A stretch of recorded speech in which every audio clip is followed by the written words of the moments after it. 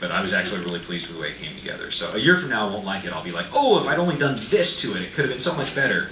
But I can't go back and change everybody's guns into flashlights or anything. So so I just kind of have to live with it. But yeah, that's pretty much that's how it is. Right here. I have two questions. Bob is increasingly less and less in books. Why? The question was, why is Bob increasingly less and less in the books? The answer is he's not increasingly less and less in the books. He's just had a little bit less of a role lately. Actually, I think we'll wind up with Bob as the main sidekick. Not next book, but the one after that. I mean, there's always somebody that's the main sidekick. Kind of in my thinking and planning, it's like, okay, who's going to be the person that is around suffering the most with Dresden during this book? And that's who the sidekick is. So I imagine in book 13. Gosh, yeah, that's kind of appropriate, actually. Okay. But we'll see when he gets here. But what's the second part of it? Are any of the characters from previous books going to return for? Doesn't do anything. It doesn't have something to do later on. As far as will Ramirez ever get laid, you would think so. I don't know. That falls under romance that I haven't planned out. I think if Molly can arrange it, she likes Carlos. I think if she can arrange it, that's a possibility. But Carlos is very much a gentleman, so that just wouldn't be right. Fun, but not right. The Lara book coming up. Can you describe how big the pile of poop that's going to hit the fan is going to be? The last Lara book coming up. How big is the pile of poo that's going to hit the fan in the last Lara book? Writing this book right now, I feel like the guy who's been laboring for months building the model city of Tokyo for the movie set. And now I get to strap on the Godzilla suit. And I'm having fun with that. So, over here. Can you give us a little hint of what to expect for the next book? Can I give you a little hint of what to expect for the next book, is the question. I'll tell you the title of Book 12 if you like. It's called Changes. Because nothing stays the same. And then that was immediately followed up. I answered that question yesterday, or said that yesterday, and it was immediately followed up by, well, how come you're changing the format of the title from the two-word thing to changes? And I was like, well, presumably because there's changes. But yeah, that'll be the title of the next book, and I can give you the titles of the big trilogy at the end if you like. Those are called Hell's Bells, Stars and Stones, and Empty Night.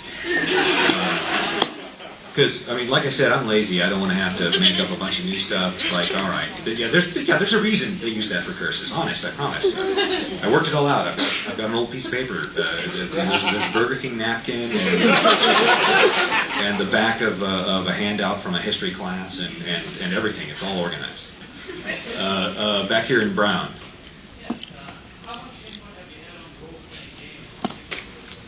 How much input have I had on the role-playing game, and what do I think of it so far? The role-playing game, I've had complete editorial, authorial authority. I can do whatever I want with the role-playing game. It's being run by a friend of mine, Fred Hicks. He's a college buddy that I used to game with a lot. He's in charge of Evil Hat Game. They're using the Fate system to build the world around, which is an indie game design award winner at Gen Con. Actually, I had Fred over to the house a couple of weeks ago to visit. We were just staying up late at night watching bad movies and talking about our lives. And Fred was like, "Yeah, I had no idea how big this project was going to be and how much company you needed to have to handle it." He's like, "I've had to put 2 other game products out just to grow my company enough to be able to do the Dresden Files, which is why it's been taking so long." I think we're supposed to have the first final draft, the first version of the complete draft this autumn, and then it should come out sometime next year. And then after we get the final version, I'm going to go through and write a bunch of snarky Bob the Skull comments in the margins, and I'm going to write a short story for it, and then it will be out. So, right here, please. 2 questions. What has surprised you most like in the development of the story? Is it like an Ohio thing where we're doing 2 questions here? I don't know. I don't know. It's in Northwest Ohio, but I Okay. know a different thing. Okay, good. Let's go. What surprised you most about the feedback from your readers?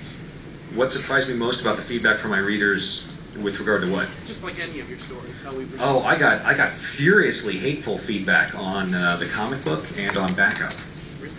Oh, yes. There were people who were just furious that they had ordered backup and it was not a novel. And it's like, I'm a huge fan, and I ordered this, and it was not the next Dresden Files novel. You pulled a bait and switch.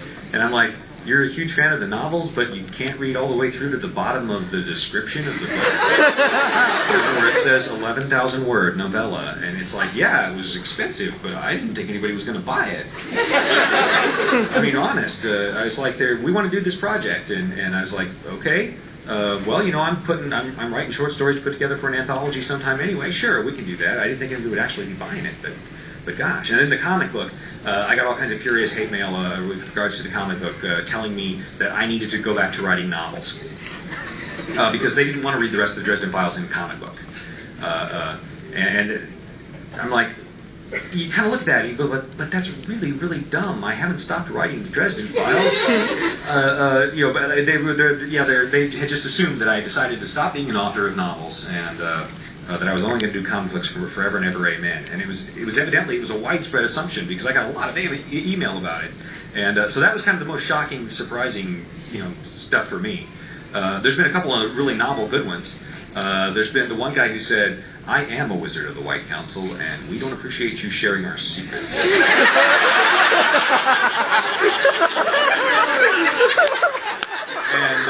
And then someone else who said, how do you get the vampires to tell you so much? Because when I'm around them, they're real closed mouthed.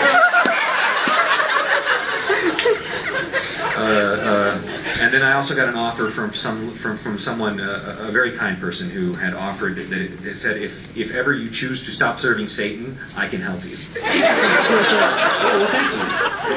Oh, well, thank you. I'll keep that in mind. But yeah, that's kind of surprising stuff I get back. Occasionally I get something cool, something that like totally makes my year.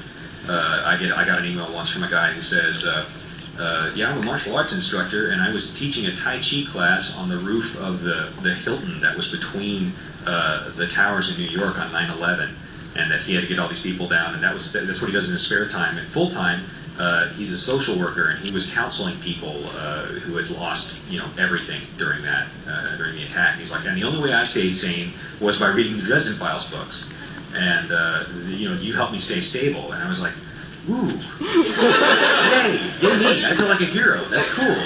That's a good feeling. But here you go. But, all right, back here. Yeah.